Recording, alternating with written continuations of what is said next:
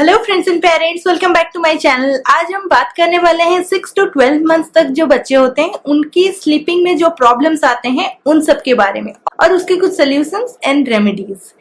तो चलिए एपिसोड को शुरू करते हैं। इससे पहले मेरा एक एपिसोड आ चुका है जिसमें आप 0 to 6 मंथ तक के बच्चों का स्लीपिंग में जो प्रॉब्लम्स आते हैं उन सब के बारे में हम लोगों ने डिस्कस किया था। आपको आई बटन में वो एपिसोड मिल जाएगा, आपको वो एपिसोड भी जरूर देखना चाहिए अगर आपका बच्चा छोटा है तो। 6 to 12 मंथ्स के बीच में बच्चों का डे स्लीप छोटा और रात का स्लीप लंबा होना शुरू हो जाता है। बहुत पेरेंट्स को ये होता है कि 6 to 12 मंथ्स में बच्चों को कितना सोना चाहिए, तो यहाँ पे मैं आपको बताना चाहूंगी according to guidelines at a stretch बच्चों को 3 से 4 घंटा दिन में और रात के टाइम पे 11 से 14 घंटा सोना चाहिए। ये नॉर्मल है क्योंकि सोने के टाइम पे बच्चों का जो डीप ब्रेन डेवलपमेंट होता है वो होता है, तो बच्चों को sleep hours eight a stretch लंबा होना कोई दिक्कत वाली बात नहीं है। और इस टाइम पे बच्चों का बहुत सारे माइलस्टोन्स क्रॉस होते हैं जिसके चलते बच्चों को दिक्कत आ सकती है स्लीपिंग में। लेकिन अगर बच्चा आपका बार बार उठ रहा है तो आप फील करें थोड़ा सा उसको टैप कर दे रहे हैं या फिर साइड में आप सो रहे हैं या तकिया दे रहे हैं, कुछ कर रहे हैं, तो इस तरह से कुछ कुछ ट्रिक्स आप अप्लाई कर सकते हैं जिससे कि बच्चों को थोड़ा सिक्योर फीलिंग आए और बच्चे लंबा सोए। चलिए सबसे पहले हम बात करते हैं 6 मंथ्स में ऐसे कौन कौन से प्रॉब्लम्स आ सकते हैं। जैसे बच्चों का टीदिंग शुरू हो चुका होता है, कभी कभी कुछ बच्चों का 3-4 महीने में भी शुरू हो जाता है, तो ये जो प्रॉब्लम है ये आपका 0 to 6 मंथ्स के बच्चों में भी दिख सकता है। अगर टीदिंग प्रोसेस शुरू हो गया है तो बहुत ज्यादा दिक्कत होता है। और बच्चों का क्योंकि ये डेवलपमेंट का टाइम है और स्लीपिंग में थोड़ा बहुत दिक्कत होता है क्योंकि उनको गैस्ट्रिक रिलेटेड प्रॉब्लम्स होता है या फिर उनको अगर सफिशिएंट फीड नहीं होता है तो तब उनको प्रॉब्लम होता है। ऐसे बहुत तरह के प्रॉब्लम्स इस टाइम पे बच्चों को होते हैं जिससे कि बच्चों का स्लीपिंग में डिस्टर्ब होता है। तो चलिए बात करते हैं सबसे पहला प्रॉब्लम। तो पहला प्रॉब्लम मैं आप लोगों के साथ शेयर करना चाहूंगी बच्चों का टीदिंग प्रॉब्लम, क्योंकि बच्चों का जो टीदिंग प्रोसेस इस टाइम पे शुरू हो चुका होता है उससे बच्चों का पेन होता है और 6 to 12 मंथ्स के अंदर बच्चों का टीथ निकल जाता है। और टीदिंग प्रोसेस के ऊपर ऑलरेडी मेरे वीडियोस हैं, आई बटन में आपको मिल जाएंगे। तो ये जो प्रोसेस चलता है टीदिंग प्रोसेस, इस दौरान बच्चों का डाइजेस्टिव सिस्टम में बहुत चेंजेस आते हैं जिससे कि बच्चे अगर कम खा रहे हैं या फिर सही तरह से एक्टिविटीज करने में उनको दिक्कत आ रहा है तो स्लीपिंग में भी बच्चों को प्रॉब्लम होता ही है। और बच्चे कभी कभी पेन के चलते रात को बार बार उठते हैं। आप नोट किए होंगे कि बच्चे अगर दिन में खेल कूद कर रहे हैं, कुछ कर रहे हैं तो उनको पेन नहीं पता चलता, लेकिन रात को जब बच्चे सो रहे हैं तो बार बार उठ रहे हैं। तो उसका रीजन हो सकता है कि बच्चों की जो गम्स होते हैं पेन होता है जिससे कि रात के चलते उनको ज्यादा फील होता है क्योंकि उस टाइम पे वो एक्टिविटीज नहीं कर रहे होते हैं। तो ये एक रीजन हो सकता है बच्चों का स्लीपिंग में प्रॉब्लम होने के। दूसरे रीजन है बच्चे सॉलिड्स में जो ट्रांजिशन कर चुके होते हैं उससे जो नया नया फूड हम इंट्रोड्यूस करते हैं उस टाइम पे बच्चों का डाइजेस्ट नहीं होता है, या फिर कभी कभी बच्चों का अगर एसिडिक फूड हुआ या फिर गैस या फिर कॉलिक हुआ तो उन सब के चलते भी बच्चों का दिक्कत होता है फूड्स के चलते, क्योंकि मिल्क से वो सॉलिड्स पे ट्रांजिशन कर चुके होते हैं, शुरू हो चुका होता है। ये जो ट्रांजिशन है बच्चों के लिए ये एक मेजर माइलस्टोन है और इस दौरान बच्चों को थोड़ा बहुत दिक्कत आता है, स्लीपिंग में भी ये दिखता है। तो ये एक रीजन है। थर्ड रीजन है 6 to 12 मंथ्स में बच्चों का रोल ओवर करना, बैठना। कुछ बच्चे बैठते भी हैं और कुछ बच्चे इस टाइम पे थोड़ा बहुत क्रॉल करना भी शुरू कर देते हैं।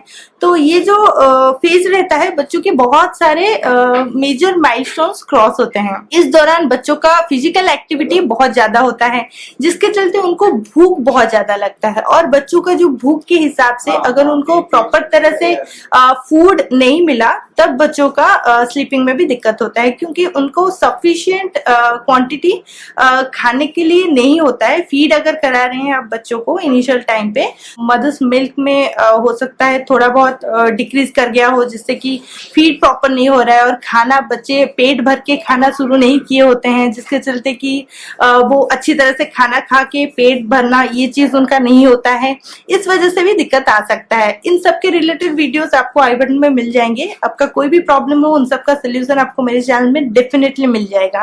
तो आप मेरे चैनल में जाके सारे वीडियोस आपके रिक्वायरमेंट के हिसाब से देख सकते हैं।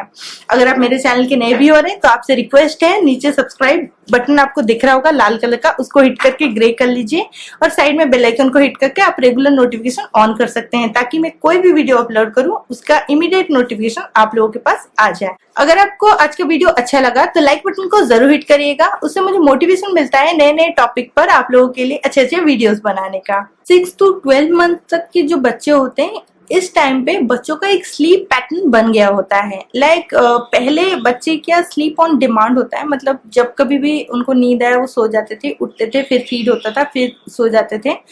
लेकिन अभी बच्चों का आप देखे होंगे कि खाने के बाद बच्चा सो रहा है या नहाने के बाद बच्चा सो रहा है, फिर इतने घंटे बाद बच्चा उठ रहा है, फिर से खेल रहा है, फिर से खा रहा है, फिर से सो रहा है। इस तरह का पूरे दिन में आप एक पैटर्न देखने मिलेगा आपको। और ये चीज कुछ कुछ बच्चों का जल्दी भी हो जाता है, मतलब 5-6 महीने से भी हो जाता है, कुछ कुछ बच्चों का थोड़ा सा डिले होता है।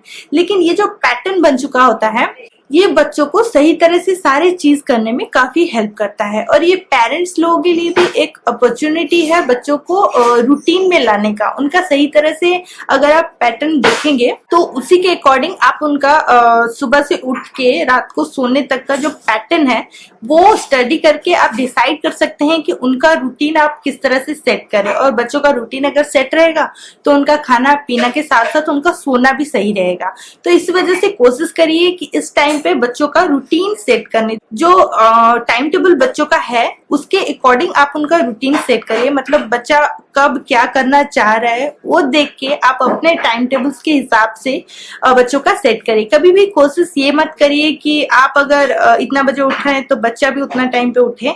आप वो चीज कोशिश करिए कि बच्चा जब खाना चाह रहा है, जब उठना, जब खेलना चाह रहे हैं, उस टाइम के अकॉर्डिंग उनके रूटीन सेट करने। तो उससे बच्चे काफी कंफर्टेबल रहते हैं और उनका शुरू से ही अगर रूटीन सेट हो गया तो आगे चल के कभी दिक्कत नहीं होगा। बच्चों के डेवलपमेंट प्रोसेस में, स्लीपिंग प्रोसेस में, फीडिंग प्रोसेस में ये बहुत हेल्पफुल होगा। बच्चों का एक्टिविटीज के ऊपर आपको ध्यान देना है। मतलब बच्चे जब थोड़ा बहुत एक्टिविटीज पहले से शुरू कर दिए हैं, मतलब रोल ओवर करना या थोड़ा बहुत बैठना, कभी कभी बच्चों का आप प्ले जिम में डाल सकते हैं या फिर बच्चों के साथ खेल कूद कर सकते हैं। बच्चा हाथ पैर हिला रहा है, कुछ पकड़ रहा है, तो ये सारा जो एक्टिविटीज होता है इससे बच्चों का बॉडी थकता है, जिससे कि उनको प्रॉपर तरह से भूख लगता है और पेट भी अगर भरा रहेगा उस टाइम पे तो बच्चों को नींद भी अच्छा आएगा। 3 महीना ऑनवर्ड्स हम घुमाने ले सकते हैं, लेकिन जब बच्चे 6 महीने के आसपास हो जाते हैं तब बच्चे बाहर के कौन कौन से चीज हो रहा है, क्या हो रहा है, उन सब का रिएक्शन देना शुरू कर दिए होते हैं।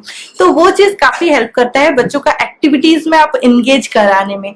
तो कोशिश करिए बच्चों को जो भी एक्टिविटीज करना है उस टाइम पे खुद भी एंगेज हो, ताकि बच्चा भी एंजॉय करे। और बच्चे का जब एक्टिविटीज होएगा तो बॉडी थकेगा, बॉडी थकने से बच्चे आराम से सो सकेंगे। और दिन भर में वो जितना नैप पहले लेते थे उसके कंपेयर में अभी थोड़ा कम नैप्स लेंगे, लेकिन जिस टाइम पे बच्चे नैप ले रहे हैं वो चीज आप थोड़ा सा कैलकुलेट करिए। मतलब सुबह के टाइम पे, जैसे गूगल का मैं आपको बताना चाह रही हूँ, गूगल सुबह जब उठता था, उठने के बाद वो ब्रश करता था, उसका पोटी हो जाता, और स्टार्टिंग से वो चीज मतलब एकदम टाइम के हिसाब से हो चुका है, तो मुझे कभी दिक्कत नहीं हुआ। वो सुबह का जो उसका रूटीन है वो मैं आप लोगों को बताना चाहूंगी। वो सुबह हमेशा 7 बजे के आसपास उठता था, अभी भी वो 7 साढ़े 7 तक मोस्ट प्रोबेबली उठ जाता है। उसका जो टाइम टेबल है वो शुरू से ही हमने फिक्स कर दिया है, जिससे कि वो कोई दिक्कत नहीं होता है। आप ये 6 to 12 मंथ्स के दौरान ये सारा चीज कर सकते हैं। बच्चों का जब टाइम टेबल सेट रहेगा तो उनका और कोई दिक्कत नहीं होगा, वो आराम से सारा चीज एक के बाद एक सीख सकते हैं, आराम से टाइम पर सो भी सकते हैं। आसपास का एनवायरनमेंट आप काम कर सकते हैं, लाइट्स डीम कर सकते हैं या फिर कोई सॉफ्ट म्यूजिक आप चला सकते हैं, उससे बच्चों को काफी हेल्प होगा सोने में। तो ये जो ट्रेनिंग वाला पीरियड रहता है, इस टाइम पे आप ऐसे कुछ कुछ टिप्स फॉलो कर सकते हैं बच्चों को किस तरह से सुलाना है। इस सब के ऊपर आपको वीडियोस मेरे चैनल में मिल जाएंगे आई बटन में, वो आप लोगों के लिए काफी हेल्पफुल होंगे। तो कोशिश करिए ये सारा चीज फॉलो करने का। इस टाइम पे बच्चों का जो रेगुलर रूटीन है, मतलब क्लॉकवाइज आपको नहीं जाना है, एग्जैक्ट टाइमिंग्स बोल के नहीं है ऐसा कुछ, लेकिन बच्चों का जो रेगुलरली आप एक टाइमिंग फॉलो कर रहे हैं, जैसे 9 साढ़े 9 के बीच में अगर बच्चों का ये एक्टिविटी हो रहा है तो उस एक्टिविटी को वैसे ही उसी टाइम पे करिए। तो इससे बच्चों का जो डिफरेंशिएट करना होता है, day time activities, night time activities, इन सब के अंदर जो डिफरेंशिएट करना होता है वो इस टाइम पे होता है। जैसे गूगल का मैं करती थी, सुबह 10:30 से 11 साढ़े 11 के बीच में उसका ऑयल मसाज और बेदिंग होता था। तो इस वजह से इस टाइम को मैं इसी टाइम पे ही पूरी तरह फॉलो करने का कोशिश करती थी। अभी तक भी वो उसी टाइम के अंदर ही उसका बेदिंग प्रोसेस खत्म हो जाता है। तो ये चीज मैं आपको बताना चाह रही हूँ कि आप अगर कोई भी रूटीन बच्चों का सेट करें तो उसी टाइम पे ही करने का कोशिश करें। इससे बच्चों का माइंड कंफ्यूज नहीं होता, उनको समझ आता है कि हाँ दिन के टाइम पे हमें ये चीजें करना है, रात के टाइम पे हमें सोना है। तो रात के टाइम पे जब आप सोते हैं तो उसके 1-2 घंटा पहले बच्चों को सुला सकते हैं, या बहुत ज्यादा पहले अगर सुलाएंगे तो बच्चा बार बार उठ जाएगा। तो इस वजह से कोशिश करिए आपका जो स्लीपिंग आवर्स शुरू होता है उससे 1-2 घंटा पहले या फिर उसी के क्लोज आप सुलाने का कोशिश करिए बच्चों को। उससे बच्चों का जो स्लीप रहता है वो भी लंबा होता है, क्योंकि आप भी उसके साथ होते हैं। और कभी सुबह अगर बच्चा उठता है, बच्चों को कोई कोई बच्चे बहुत जल्दी उठ जाते हैं, कोई कोई बच्चे थोड़ा सा देर करते हैं, लेकिन मोस्टली बच्चों को सुबह उठने का आदत होता है। तो आप अगर देर तक सोए रहेंगे तो ऐसा भी हो सकता है कि बच्चा भी आपके साथ सोए रहे। तो इसी वजह से आपका जो रूटीन है वो भी बच्चों के साथ थोड़ा सा क्लोज रहेगा, तो बच्चे भी ज्यादा टाइम तक सो पाएंगे। इस टाइम पे आप बच्चों को काफी अच्छी तरह से ट्रेन कर सकते हैं, एक रूटीन डाल सकते हैं कि बच्चों को इस टाइम से इस टाइम तक सोना है, और बच्चे को रात का सोना लंबा और दिन का सोना छोटा जो करने का टाइम होता है वो इसी टाइम पे आप कर सकते हैं।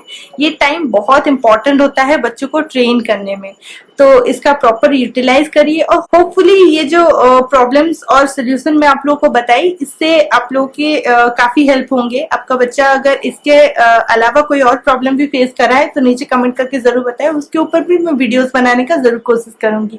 होपफुली आज का वीडियो आप लोगों के लिए हेल्पफुल रहा। अगर हेल्पफुल लगा तो लाइक बटन को जरूर हिट करिएगा।